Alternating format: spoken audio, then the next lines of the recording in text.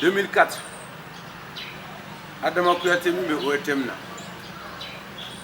Mariam Sey Magat Sey muso avocat Magat Sey o muso a tɔgɔ ye Mariam olu ye ne wele ko ne kana concert kɛ k'u ye festival de organiser ko Fimba k'u b'a fɛ ne kana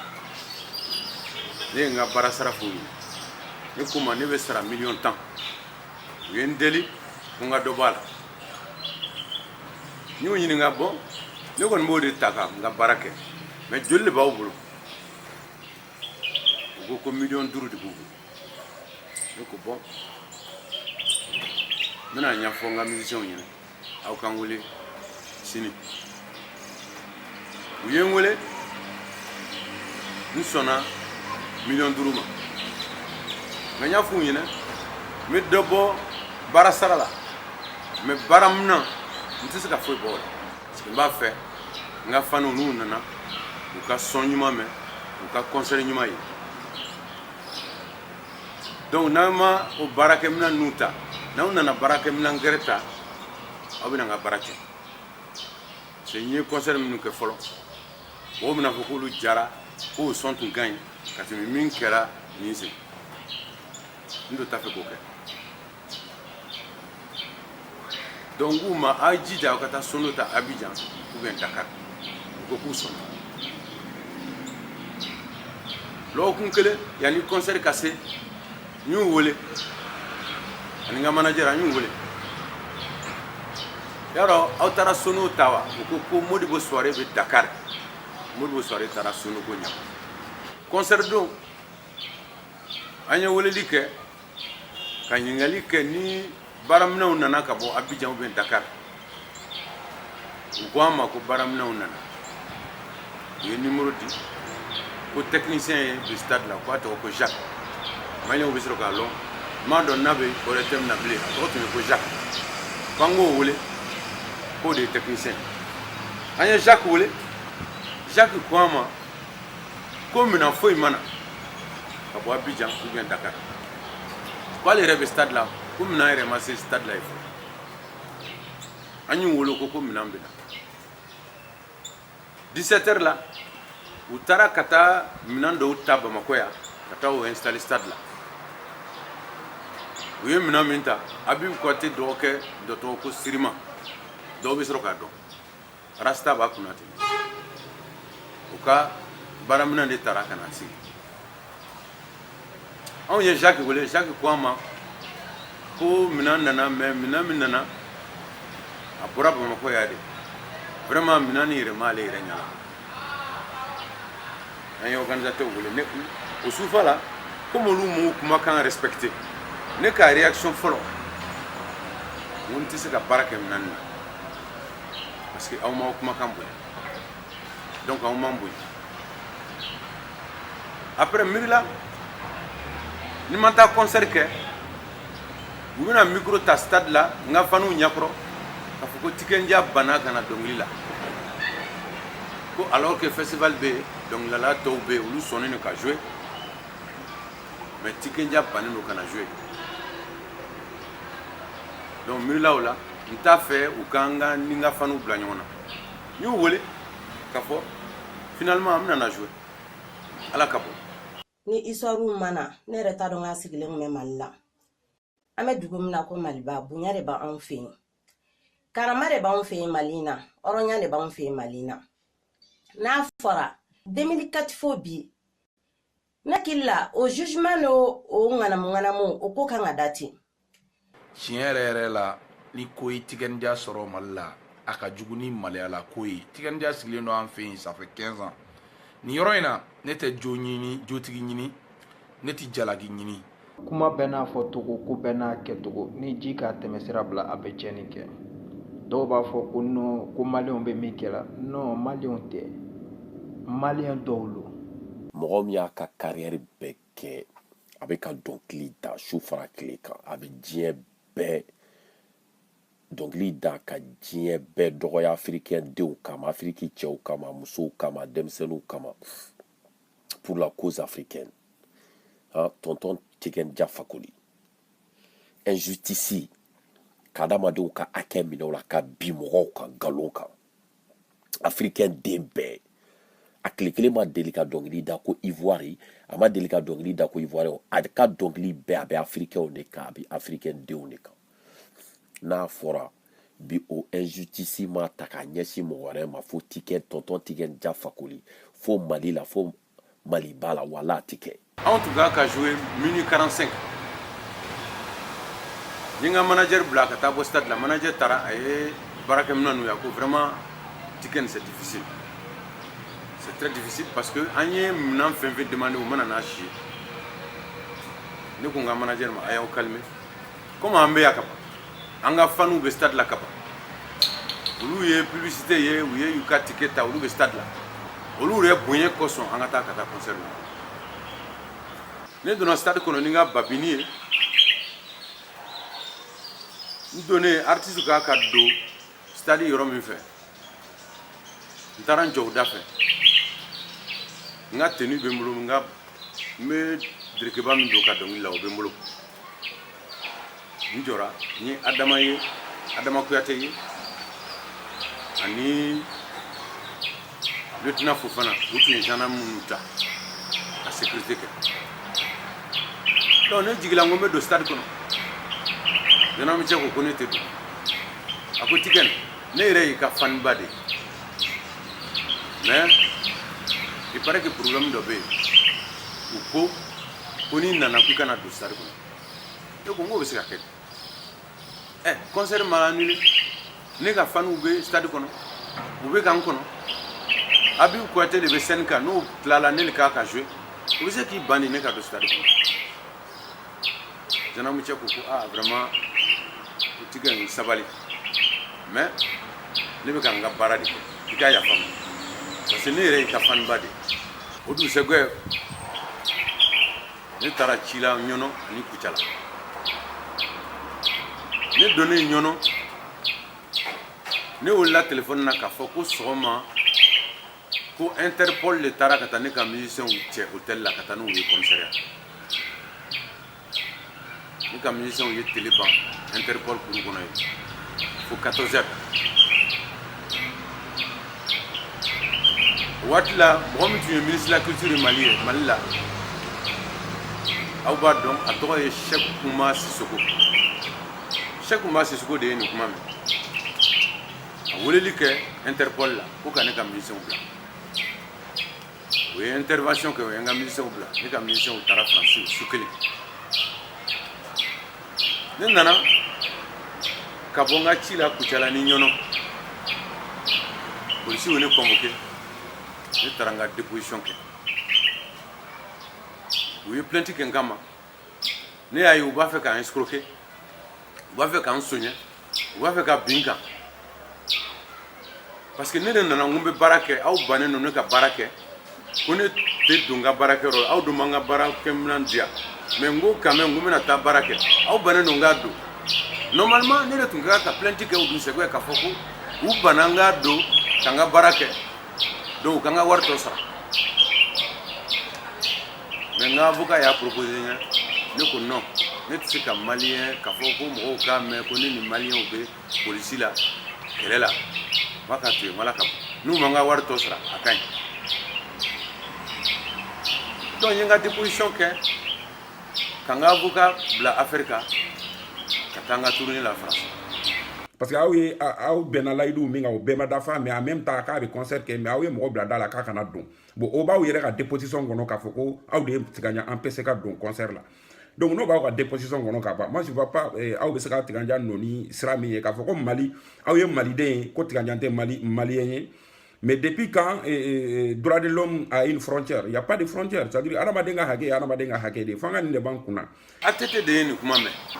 ATT ye mɔgɔ bila ko ne ka taa Kuluba ka taa a ɲɛfɔ a ɲɛna ko mun ne kɛra ne taara ne bɛ ka min ɲɛfɔ aw ɲɛna nin Ala ɲɛna n bɛ n kali kuranna la ka n kali Bible la parce que chrétiens fana bɛ Mali la yan n bɛ n kali Ala ni cɛla la n bɛ ka min ɲɛfɔ aw ɲɛna nin ne kɛra ne y'o ɲɛfɔ ATT ɲɛna ATT ko Tikɛnja y'an ka dunan ye mɔgɔ si kana mɛn ko nin ko suguba wulila Mali la yan an k'an jija ka nin ko dabila a kana kɛ maliya ko ye a tɛ ye mɔgɔ bila ka ɲininkali kɛ mɔgɔ minnu ye n ka mabiliw san u taara olu ma ɲininka olu ko k'olu ye mabili san 1,200,000 mais mabili san don ani bi cɛ olu ye wari dɔw dépenser mabili la donc 4 millions de donna mabili la sisan donc ni ATT b'a fɛ ka mabili récupérer ka di ne ma ko ka 4 millions sara ATT 4 millions sara ka ne ka mabili minɛ a di yan a tila k'a fɔ ko vraiment u ka solution ɲini ka nin na jɔ parce que nin ye maloya ko de ye donc ko jɔra ten Adama ni Mariam Sey ye conférence de presse kɛ u ko olu ma sɔn ATT ye dunan dɛmɛ ka maliyɛnw to yen olu tɛ sɔn ATT y'o kɛ ATT bɛ fanga la bi ni ATT tɛ yen don min na n'olu ka mɔgɔ dɔw nana fanga la olu bɛ n'u ka wari réclamer o kɛra ten décision de justice ninnu bɛɛ banna 2006 an m'o nouvelle mɛn bilen ne yɛrɛ bɛ taa Adama ka émission na ORTM na an bɛ samedi loisir kɛ ɲɔgɔn fɛ waati dɔw la Adama bɛ na ne ka club la ka na artiste filɛ an bɛ baro kɛ ne t'a dɔn k'u bɛna wuli tuguni. Mais n ka foli bɛ ATT nin yɔrɔ la a mana kɛ cogo o cogo a y'a seko kɛ cikɛ nin ka problème na an b'an faso fɛ mais ŋana mɔgɔ fɛn fɛn faso kɔnɔ an bɛ dugawu kɛ ale bi ala k'a bɛɛ bɔ yiri la k'a bɛɛ bi a ye sabali maliyɛnw hɔrɔnya bɛ anw Mali la anw fɛ yen Mali la karama bɛ anw fɛ yen Mali la jigi sigi o bɛ anw fɛ Mali la kɛla ATT ka y'a wari sara ka ko bɛɛ kɛ a ko ka taa to yen ko n'a ka fanga sɔrɔ a ka fanga sɔrɔ fanga b'alu la wa n ko fanga bɛ ala de la a bila t'a bila Asumani de b'i bolo n'a kalama lali tigɛ i b'a bila tigɛ nin ye barikaden de ye duwawuden do i m'a mɛn a da ko manifa ko ma ko n kana siran manifa ko ma londo ko n kana hami ko alingawa ko kana da ko alingawa ha Jamaika ko alingawa dunuya yɔrɔ yɔrɔ barika le b'a la duwawu le b'a ko a ŋaniya le ka ɲi tike nin bɛ fanga na dɛmɛ min na a bɛ ekɔlisow dɔ la a bɛ conseils kɛ ko wariw ta ka fanganaw dɛmɛ franchement ne tɛ kuma janya n bɛ maliyɛnw fo bilahi c'est à dire farafinw bɛ min kɛra nin an b'a yira la ko an kun dayɛlɛla an civilisé la mɔgɔ dɔ t'a la i ya jamana kan tike nin yɛrɛ t'a fɔ k'ale ye ivoirien de a t'a fɔ k'ale ye maliyɛn de ko africain k'ale ye africain de n'i ye maliyɛn i ye togolais i ye farafin sugu sugu ko ale y'i dɔ ye mais a bɛ tɛmɛ o kan wa. ɲinan 2017 ne tun bɛ n ka so u ye ne wele ko huissier dɔ bɛ ne ka da la ne k'u k'a la don a nana a ye document bɔ ka di ne ma ko finba mɔgɔw ka juru bɛ ne la ko olu nana ka na papier di ne ma k'u bɛna n ka fɛn dɔw ko n ka juru sara ni wari tɛ n bolo ka sara ou bien ni ma sara ou bien n ka fɛn dɔw ta ka taa feere ka mɔgɔw ka juru sara ne donna n ka version na ka ɲɛfɔ huissier cɛ ye huissier cɛ yɛrɛ dabali banna comme huissier nin bɛ siran ala ɲɛ a bɛ siran cila ɲɛ huissier cɛ taara f'u ɲɛna ko vraiment ale kɔni bɛ wari ɲini mais ale hakili bɛ nin koɲa la a kɛra 2004 a kuma tun bɛ journal la ne ye version mun fɔ an ɲɛna ale y'o mɛn ale tɛ se ka na bin ne kan ka ne ka fɛnw u y'u ka dossier k'u ye u tilala sisan ka taa huissier gɛrɛ ɲini o nana ne ka so ni polisiw ye k'an to voyage la ka na n ka mɔbiliw ni n ka fɛn ninnu sɛbɛn ka don n ka salon kɔnɔ ka n ka fauteuil noter ka n ka télévision noter Pour le 18 septembre, nous venons. Quand on a fait un temps, on a bien un temps à ce qu'on a fait. Malien, on te son. On te son parce que Bingali de tout. On te son parce que Sunyali de tout. On te son parce que Bandia de tout. Eh, tu m'as baraké.